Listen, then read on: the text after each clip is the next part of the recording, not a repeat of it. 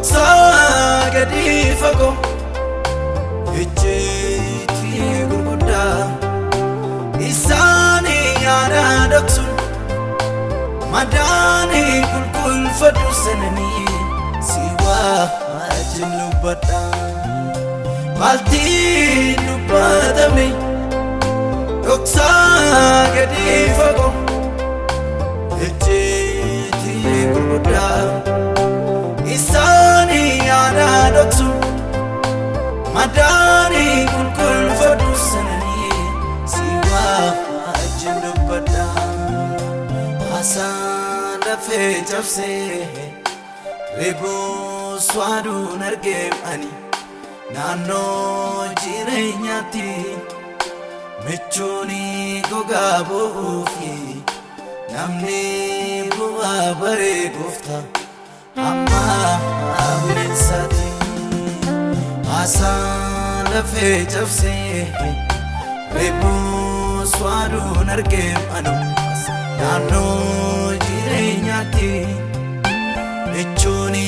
gogaa bu'uufi namni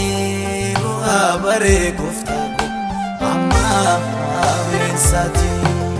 naaf garuu sumaana wayyaa naaf garuu sumaana wayyaa naaf garuu sumaana wayyaa abdii koo halkaniif guyyaa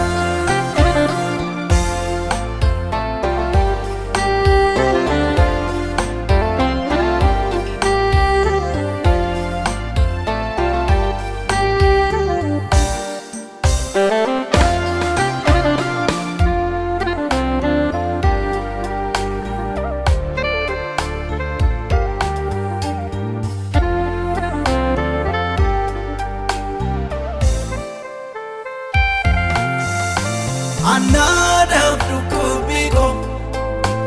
iddoodhaaf faraansa koo gogaadhaan itti agarsiisu raawwateen arganne Mariyaa gaara koo haaraa galfachiisu anadaaf dhukkubbii koo iddoodhaaf faraansa koo agarsiisu raawwateen arganne Mariyaa gaara koo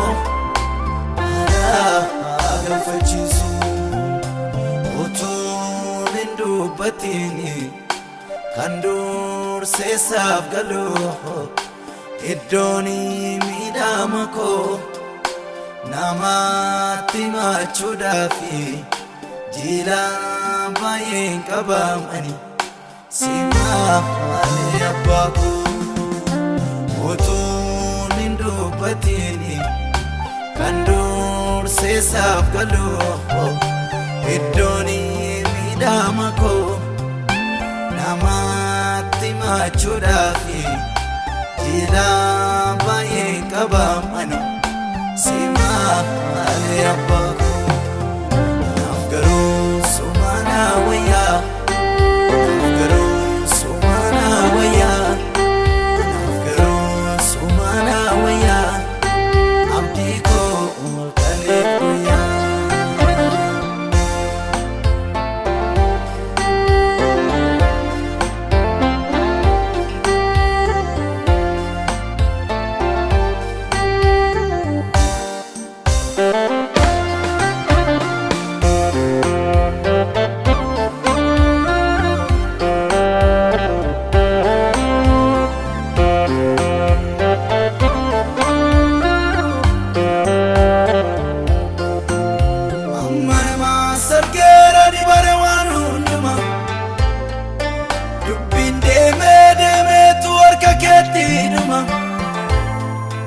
dadhabbii koo badee hunda koo gaanama nagaaf sanyiin koodee kan hin loonne nama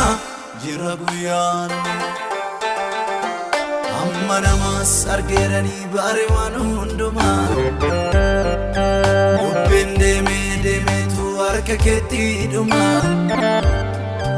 dadhabbii koo badee humna koo ijoollummaa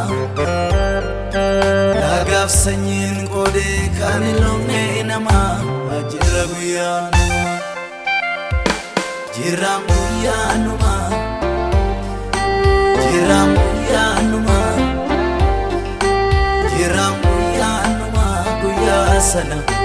uumaatu araarama.